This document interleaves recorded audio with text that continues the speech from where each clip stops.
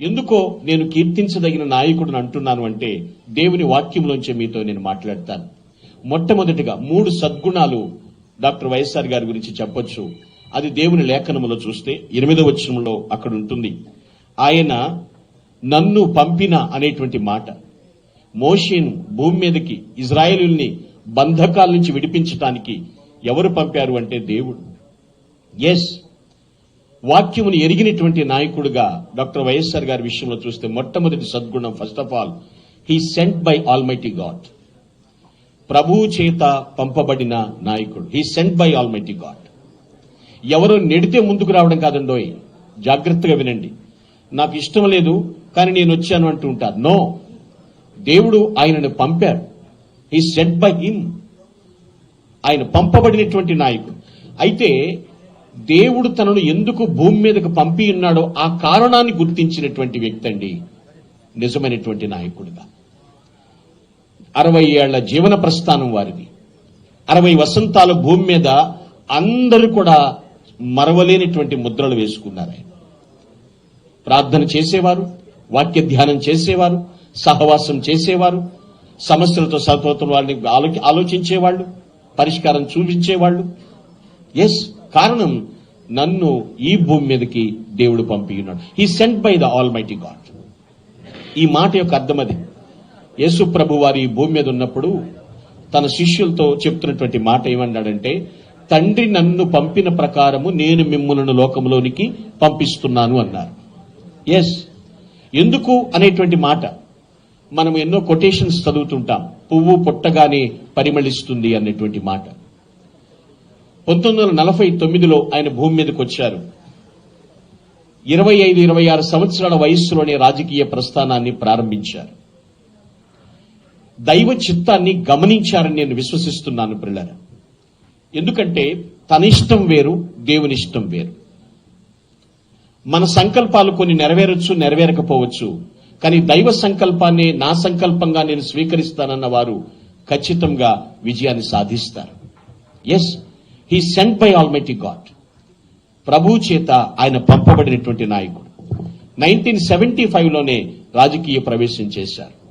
చెయ్యాలి, నన్ను భూమి మీదకు పంపినటువంటి దేవుని సంతోషపెట్టే పనులు చేయాలి అనేటువంటి. రెండో విషయం గమనించినట్లయితే అక్కడ రాయబడినటువంటి మాటలను బట్టి చూస్తే పిల్లరా, మోషే దేవుడు పంపినటువంటి పని ఏమిటంటే ప్రజలను బంధకాల నుంచి విడిపించటం. ఎస్, వాక్యము ఎరిగినటువంటి వ్యక్తిగా వైఎస్ఆర్ గారి విషయంలో చూస్తే second thing, he served to the society. ప్రజలకు సేవ చేసినటువంటి నాయకుడు.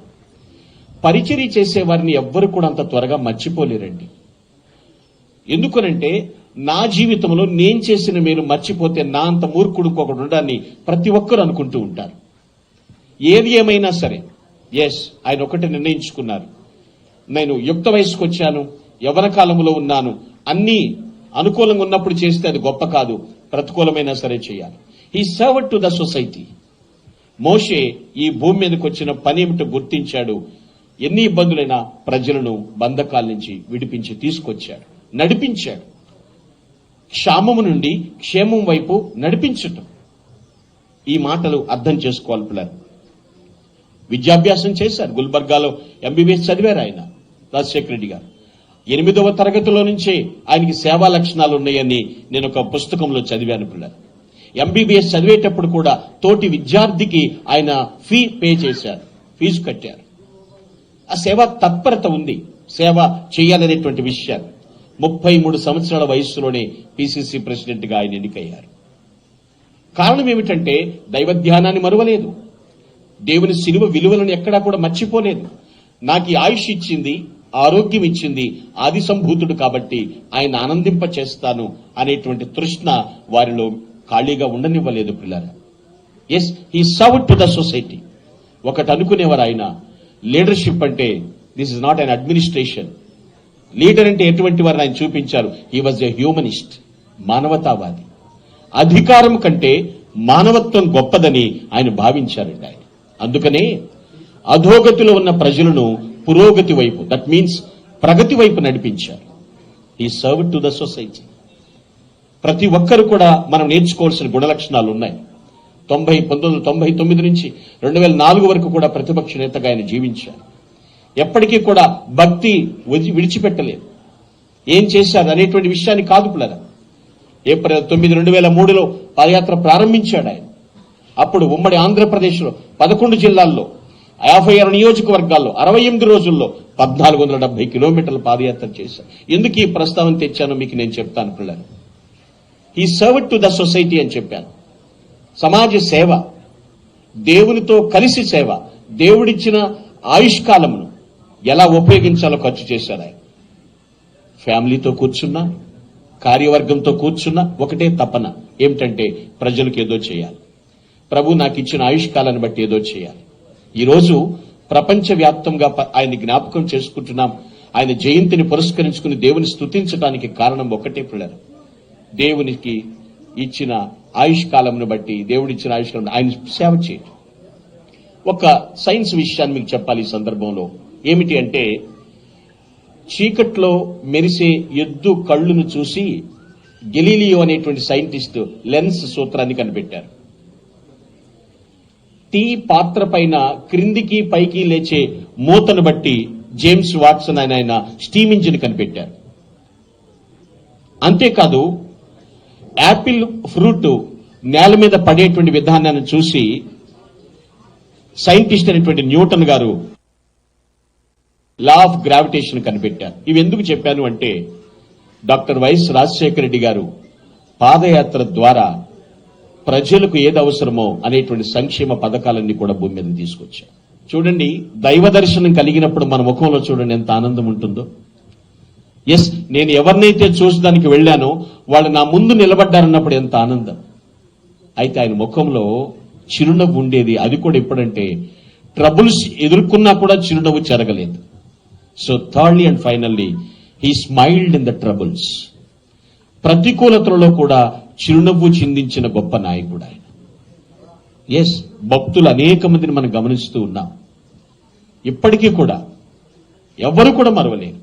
తరాలు మారొచ్చు, నేను మరలా చెప్తున్నాను, తరాలు మారొచ్చు, కానీ చెరగని ముద్ర వేసిన నాయకుల్ని మాత్రం మర్చిపోలేరు.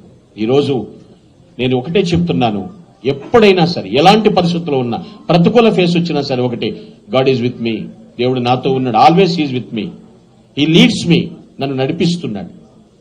అలాంటి ప్రతికూలతల్లో కూడా ఆయన చిరునవ్వుని చెరగనివి. మిన్ను వచ్చి మీద పడినా సరే ఆ చిరునవ్వు. ఏమండి, శ్రమల్లో ఉన్నప్పుడు నవ్వడం చాలా కష్టం. అది కూడా ఎటువంటి భేషజాలకు తావివ్వకుండా గంభీరమైనటువంటి నవ్వు నవ్వేవారు. ఆయన ఎక్కడికి వెళ్ళినా 2 చేతులు వెనక పెట్టుకుని గంభీరంగా నడిచేవారు. కానీ వెంటనే దేవుని దగ్గరికి వచ్చి, దేవాలయానికి వచ్చినప్పుడు ఆ వెనుకున్న 2 చేతులు ముందుకొచ్చి వినమ్రంగా విధేయత చూపించేవారు. అనుకూలతైనా ప్రతికూలతైనా ఆయన చిరునవ్వు చెందించినటువంటి నాయకుడు. పిల్లరా, ఆలోచించండి. కారణం, దేవుడే నన్ను భూమి మీదకి పంపించాడు కాబట్టి ఏ ప్రతికూలతైనా పరిష్కారం కూడా ప్రభువే చూపిస్తాడు అనే నమ్మకం. పిల్లరా, మనము ఈ భూమి మీదకి వచ్చాము, మనం ఏమి చేస్తున్నాము? ప్రతికూలతల్లో చిరునవ్వుని మనము చిందించగలుగుతున్నామా? Yes, daily he needed anointment with Holy Spirit. ప్రతి దినము పరిశుద్ధాత్మ అభిషేకాన్ని ఆయన కోరుకునేవారు.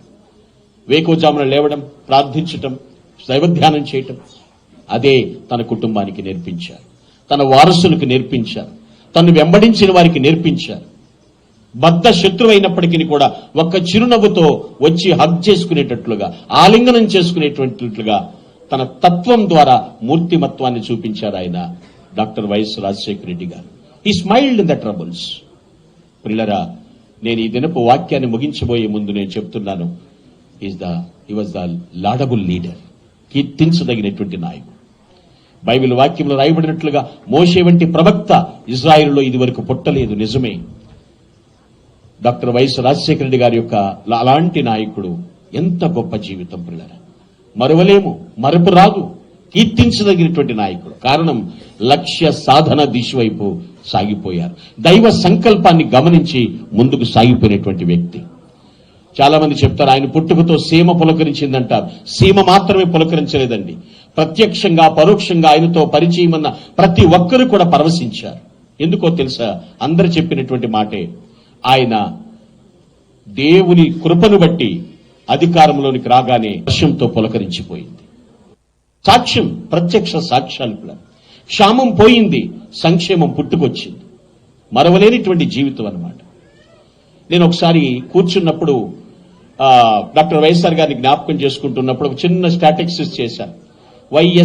వైఎస్ఆర్ అంటూ ఉంటారు, ఏమిటి అనేటువంటి విషయాన్ని చూస్తే వై అనేది ఇంగ్లీష్ లెటర్స్ లో సీరియల్ నంబర్ 25, ఎస్ అనేటువంటి లెటర్ 19, ఆర్ అనేటువంటి అక్షరం చూస్తే 18, 25, 19, 18 కలిపితే 62, 6 + 2 8. That is his birthday. ఆయన జన్మదినం 8వ తేదీ అని చెప్తూ ఉంటాం.